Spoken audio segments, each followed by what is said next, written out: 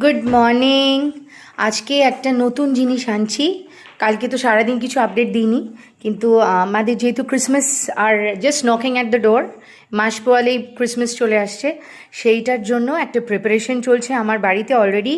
কালকে সব ইনগ্রিডিয়েন্টস নিয়ে এসেছি, আপনাদের দেখাই। এই যে অল ড্রাই ফ্রুটস সব চলে এসছে, অ্যান্ড মোস্ট অ্যামেজিং পার্ট, এটা রামে সোক করা হবে। And I'll be preparing one beautiful 3 kgs rum cake. And অনেককে ইনভিটেশন দিয়েছি, আর আপনাদেরও ওপেন ইনভিটেশন রইল। Let me soak everything. আর ক্রিসমাসের সময় এই রাম কেক আমাদের কাটা হবে। এখন 1 মাসের মতো আমি এইগুলোকে পুরো রামের মধ্যে সোক করে রাখবো, আর তারপরে আমার preparation, final preparation of Ram cake হবে। এইটাই আপনাদের জন্য মানে সাথে জন্য ভিডিওটা করলাম, যে একটু বাদে এই যে these are all fruits, this সব এখন মিক্স হবে, মিক্স হয়ে রামে সোক হবে।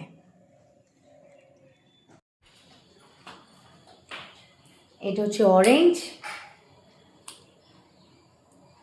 প্রচুর ধরনের ফ্রুটস আছে।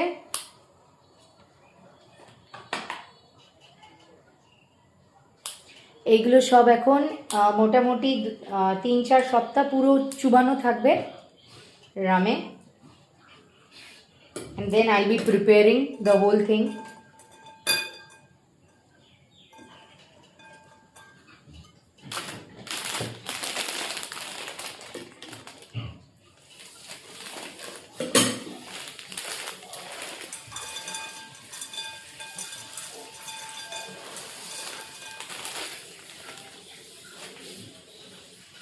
And this is ultimately what is needed.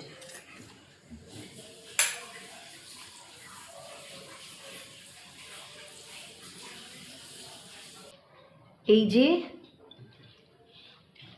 Soak হয়েছে, এখন এর মধ্যে যত টাইম যাবে ভেতরে ড্রাই ফ্রুটসগুলো আরও ফুলতে আরম্ভ করবে, আর জিনিসগুলো রামটাকে আরও অ্যাবজর্ব করে নেবে। ওই জন্য এখন একে পুরো এই যে this is the thing.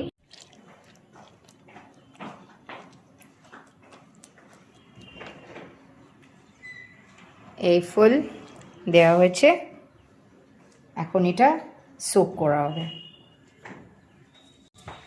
Ultimately ক্রিসমাসের সময় উইল বি কাটিং আর রাম কেক।